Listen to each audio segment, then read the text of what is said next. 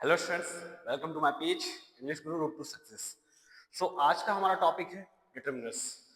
ये topic schooling से लेकर जितने भी जो कंपटीशन एग्जाम होते हैं जैसे एसएससी, सीजीएल, बैंकिंग के एग्जाम्स हो गए या फिर आईडीसी एग्जाम हो गए, उनमें इनके बहुत सारे क्वेश्चंस पूछे जाते हैं। अब मैं ये टॉपिक आप लोग को ब्रीफली एक्सप्लेन करूंगा। वीडियो के अगर आप लोग एंड तक बने रहोगे तो ये टॉपिक आप लोग को अच्छे समझ में आ जाएगा। और इसमें अगर कुछ भी आप में से क्वेश्चंस लगते हैं, कुछ भी डाउट्स होते हैं, तो कमेंट सेक्शन में जो आप मेंशन करना। सो पहली बात तो ये कि डिटरमिनर्स होता क्या है, इसका यूज क्या होता है, इसमें कौन कौन से वर्ड्स यूज किए जाते हैं।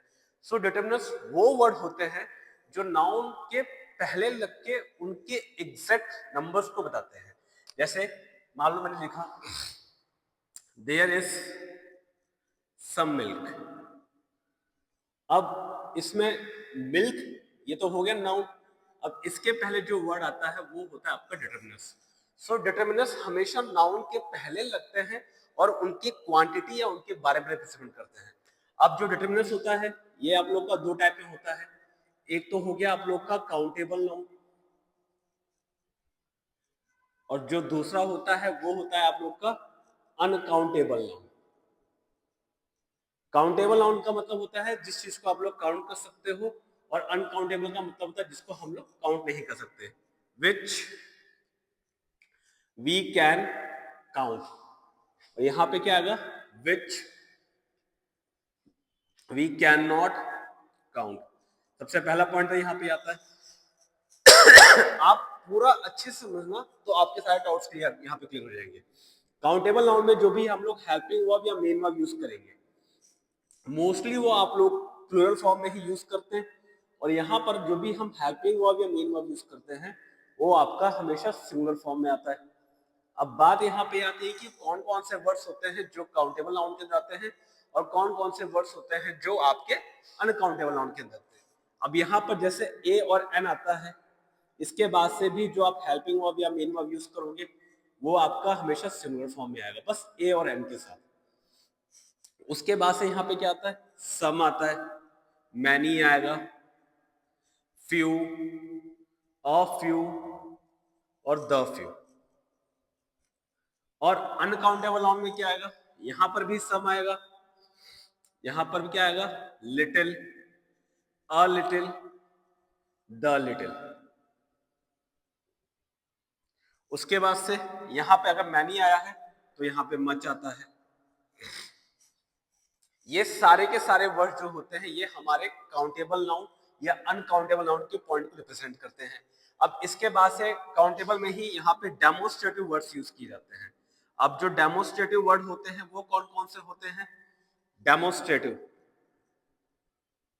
डेमोस्ट्रेटिव का मतलब होता है जो किसी चीज को इंडिकेट करते हैं। अब डेमोस्ट्रेटिव के लिए इसमें हम लोग कौन कौन सा वर्ड यूज करते हैं, दिस, दैट, दीज और दोस।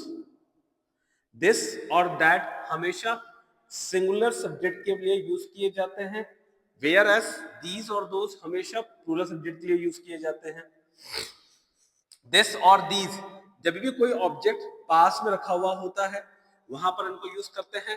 दैट और दोस जब भी कोई ऑब्जेक्ट आप लोगों से दूर होता है वहां पे इसका यूज करते हैं।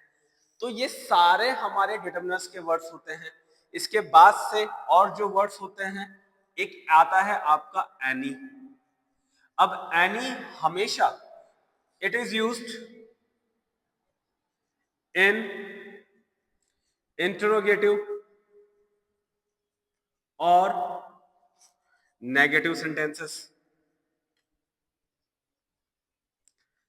अब इसमें होता क्या है, देखो मैं आप लोग को एक्सप्लेन करता हूँ, एक शॉर्ट में समझाता हूँ, बाकी जो और वीडियोस अपलोड होंगी तो इसमें हम रिलेटेड जितने भी क्वेश्चंस होंगे उन सभी को करेंगे।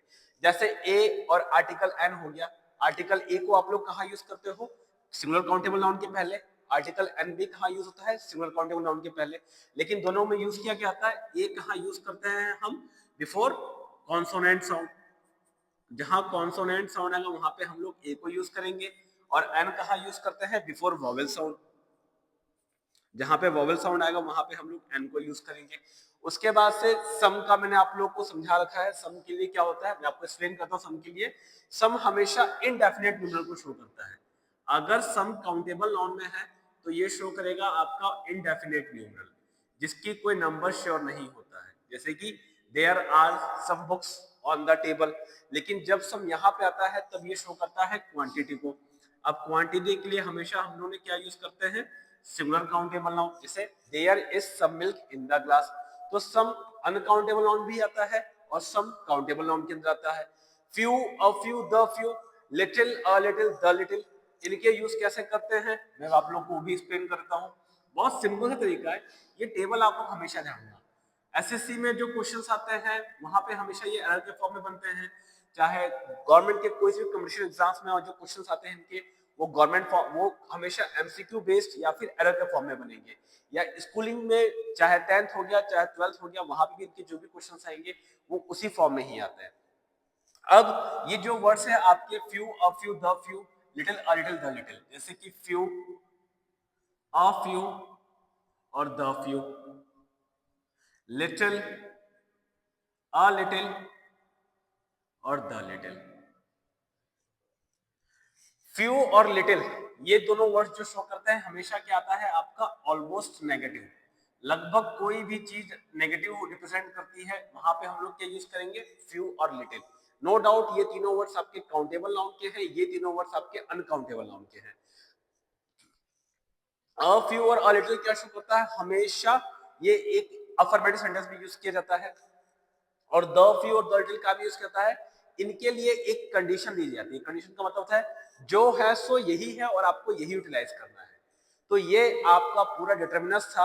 अब इनके ऊपर जितने भी जो क्वेश्चंस बनेंगे, जिस टाइप के क्वेश्चंस, चाहे वो एसएससी में हो गया, चाहे वो एलडीसी में हो गया या बैंक एग्जाम्स में हो गए, वहां पे जिन टाइम के जो क्वेश्चंस आते हैं उन सभी के क्वेश्चंस का मैं एक short video as soon as possible upload कर लूंगा।